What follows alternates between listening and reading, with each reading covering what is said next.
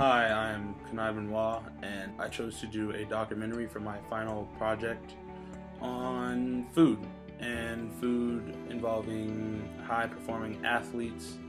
And in this class, we learned a lot about food. We learned about the culture of the food and how different countries value food than others. And so I wanted to correlate that with athletes' diets and if they choose to find other ways to get what they need that food can't provide. So, in this documentary, I'm interviewing four athletes, one including myself, two lax players, or not two lax players, one lax player, and one university cheerleader.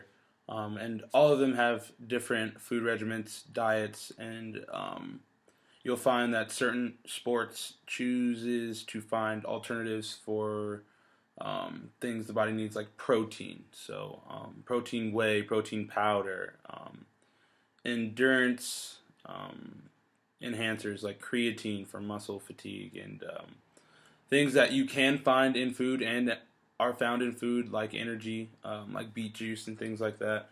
And so that's what I just want to kind of correlate together is and interview these athletes and see what their diet plans are. See if they choose to use protein whey or if they choose to use I would say, food enhancer or body enhancer for better performance. Here I have some of the products that I'm talking about. So when I talk about creatine pre-workout supplement, this Jack 3D is the exact product I'm talking about. It's almost a powdery substance that is usually used right before a workout.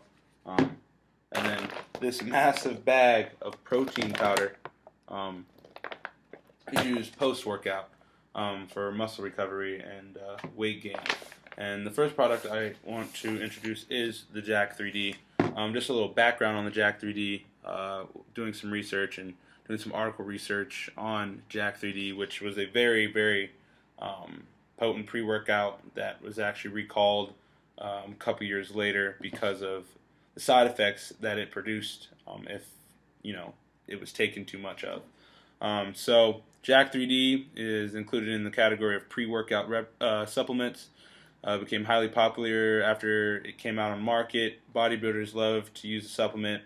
Considered to be an enhanced your energy, helped you focus and help with your body loss and effectivity.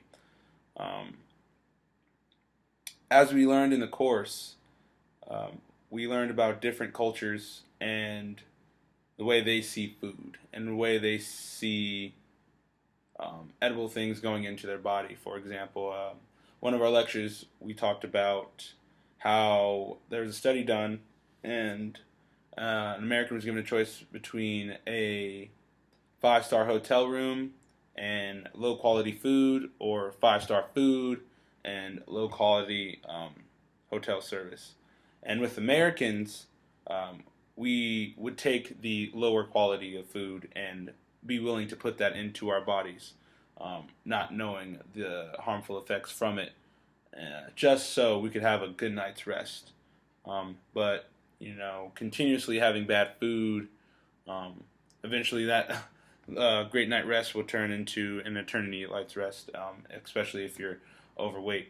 So when it comes to creatine and Jack 3D specifically, some of the side effects I can just name off for you are most disturbing are the DMMA. It can cause hypothermia, seizures, irregular heartbeats, strokes, heart attacks, kidney damage, kidney failure, liver damage or liver failure, headaches, nausea, lightheadedness, and hypertension, just to name a few. I am a user of this product. I have used this before, but I have stopped recently because of these effects. But during workout, it was probably the best thing I could get that I couldn't get from certain foods such as almonds, salmon, bananas, kale. These are all energy boosters, but they can't produce what this can and what they chose to put into this. My muscles don't feel fatigued during a workout. I don't plateau.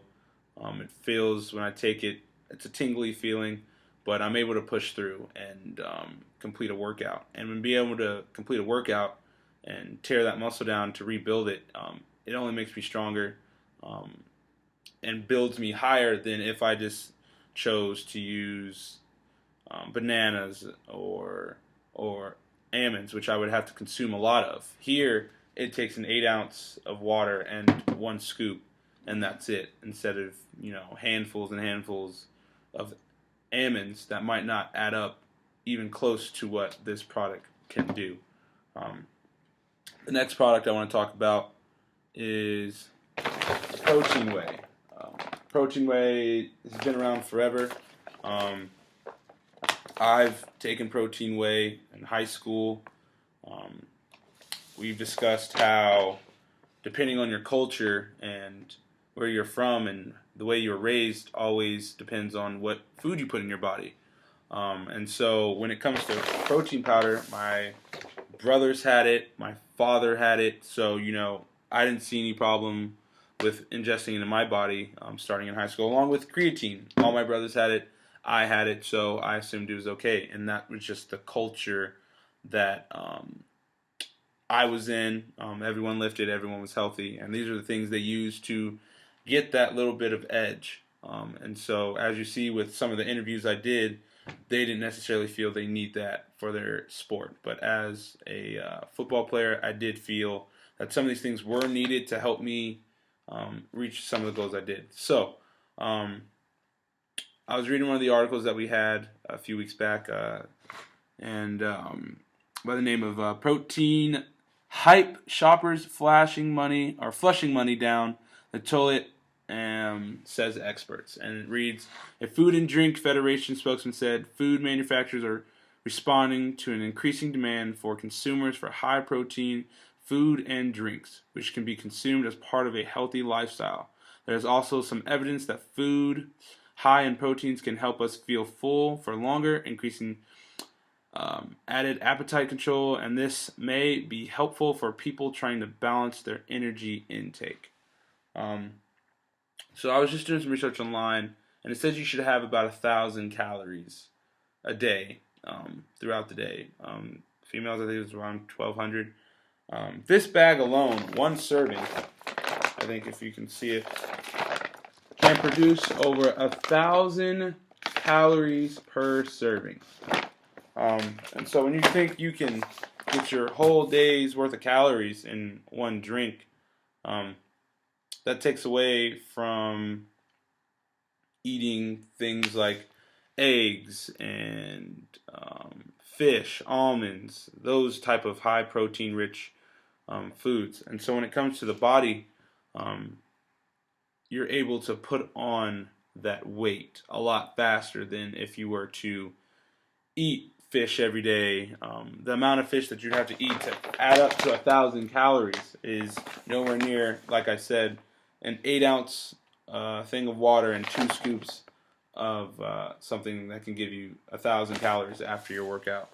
And so these products I wanted to introduce as I continued, because I want to be able to differentiate what the effects of something like 1,000 calories per serving. In some instances, it says you should take up to twice a day, so that's over 2,000 calories added to your diet. And these are definitely body enhancers, I believe.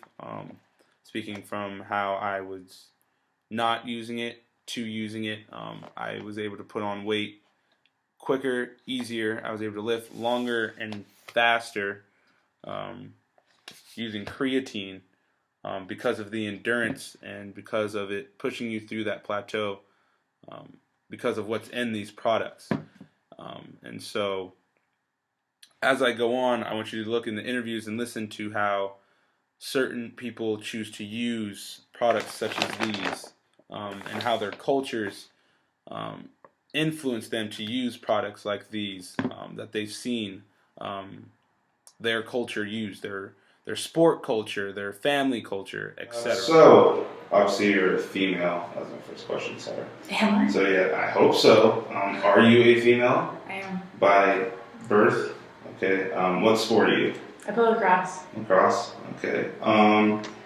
So I'm doing an interview and documentary based on like if it's better to use supplements and protein whey to put on weight and be more athletic as an athlete, or if eating natural foods and whole foods and eating that way is more, efficient than using alternatives. So, what would you say your weight and cardio regimen is for your sport? We lift twice a week, and we do cardio 6 days a week because we get one day off. Okay, and for like diet regimen, what foods consist in your diet?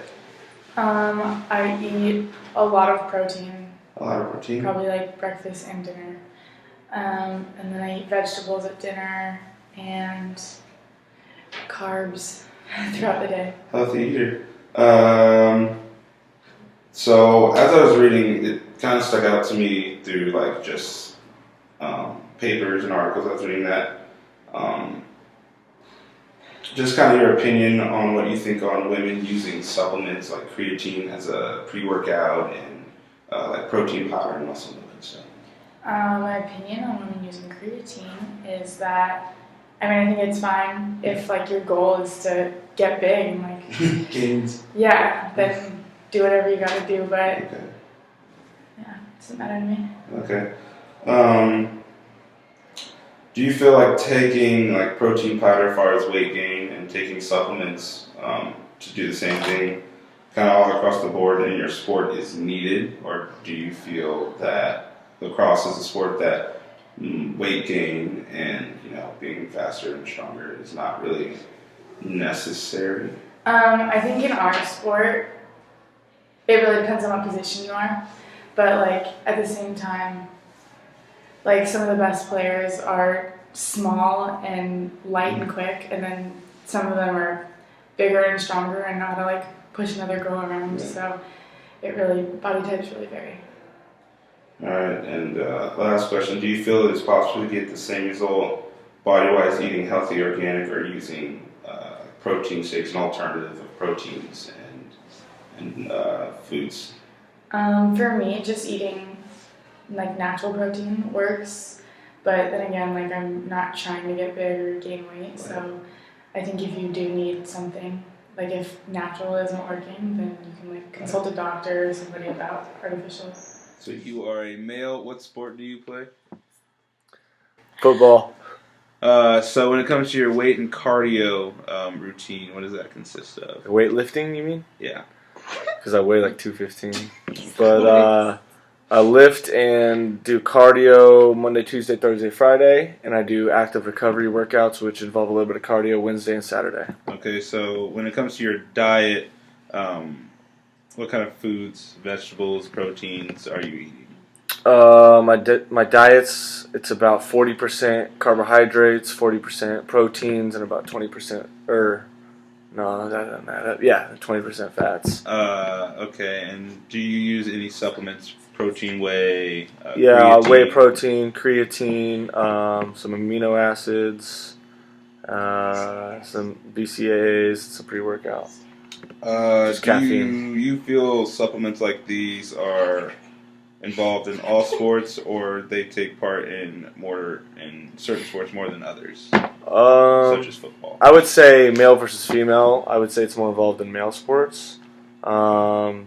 Football, I can't speak for all sports because I only play football, but I would say they could benefit all athletes. Okay.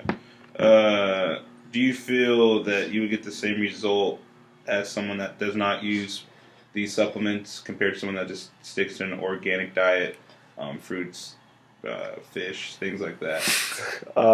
I think the most important way to nourish your body is through food. Supplements are just like a secondary matter. Okay. So if you have to choose between healthy food or buying supplements, you go with healthy food every time. Okay, so you are a female, Yes. and your sport? Lacrosse. Lacrosse. What's your daily weight and cardio regimen at your practices? We lift 2 times a week for about 30 minutes and have practice 5 to 6 times a week for anywhere from 2 hours to 3.5. So your diet regimen, food, protein, across the board, vegetables, what is normally makes up your diet? I usually eat a lot of carbs and protein. My protein usually comes from poultry, like eggs for breakfast or chicken for dinner. Also yogurt, dairy, milk, cheese, nuts. Carbs would come from fruit, bars, really anything that, like bagel, toast. Okay. Your opinion on women using supplements to gain an advantage or just to improve overall body health faster than the normal? I think it could be really beneficial for recovery and faster muscle building faster muscle. I've never done it, but I think it could definitely improve muscle gain and recovery.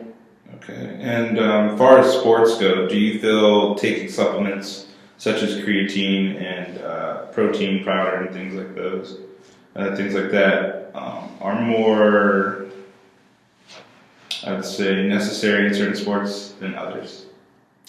I would say yes. For sports that are more based on how strong you are, I think protein supplements could help you build that strong, lean muscle faster. For sports that are more endurance oriented, it could still be beneficial, but maybe not make as big of an impact more than like other aspects of their diet. Okay, sweet. Do you feel it's possible to get the same results using natural foods and whole foods, like instead of using protein whey and pre-workout supplements to help the body? So in a way, better way to say it is, do you feel that the person that's taking these supplements is at an advantage over the person that chooses to just stick to an all organic, healthy diet? I wouldn't say I wouldn't say it's an unfair advantage. I think it could be advantage as in the fact that it's easier, quicker, simpler. As athletes, it's always hard to get a good meal when you're always on the go. So supplements could really help with getting the right nutrition simply. But I don't think it's that big of an advantage if you're eating the right stuff. Okay. And kind of like just a hypothetical question here. Watching Food Inc. as you're in the nutrition class, 220, if I was to tell you that there was alternatives to get your protein than the ways you saw we've been getting our protein by overstocking cattle and mass producing chickens to the point where they can't even, they're genetically modified, they can't even, move. And there's alternatives like getting your protein from a drink instead of where it originally comes from. Would you cut back on the way you get protein, or would you find alternatives such as? I think eating whey protein and protein supplements could definitely be more, what's the word?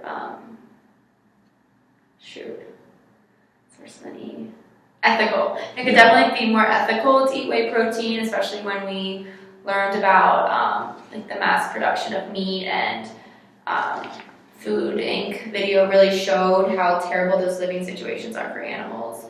And so if there's a way to get the right amount of protein without harming animals and the environment, that could be a big